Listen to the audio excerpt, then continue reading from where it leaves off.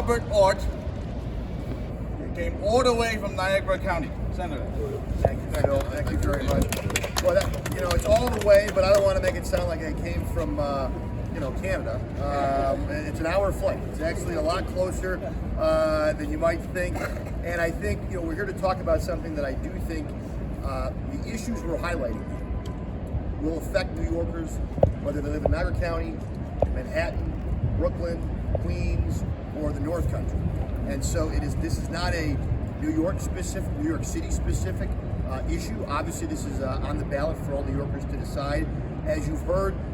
So I can't contend legally with the professor. I'm not a lawyer, and so he knows this legally far better than I ever will. And Waywad did a great job of highlighting how and this is not new, by the way.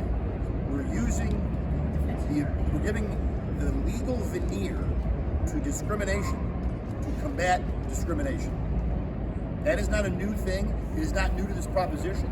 It is embedded in a host of other laws that we have come through the state Senate, the state Assembly.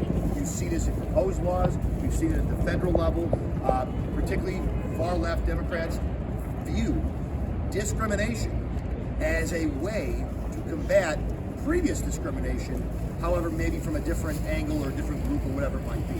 But the reality is, we know that does not work. That doesn't move the country further. It doesn't actually help advance the cause of eliminating racism and eliminating hate. Simply sanctioning one hate is okay. We're going to get a legal veneer, but this hate is not. That is not what New York needs. It is not what this country needs, and that's one of the reasons, amongst a slew, that people should vote no on Prop 1. Now, Prop 1 is important. You heard, and I'm gonna go into this a little bit about abortion. And I want to say something very clear. Abortion was legalized in New York State in 1970. That's not an opinion, it's a fact. 1970, 3 years before Roe v. Wade. It obviously continues to be the law in New York, even after the Dobbs decision. The reason I want to point that out is in the 50 years since 1970, abortion access in New York, whether you're pro-choice or pro-life, abortion access in New York has moved in one direction, and that is an increase in access. No one in New York, no New Yorker, rights or access to an abortion is in jeopardy if this amendment had never even been drawn up. It is protected by law, by current law.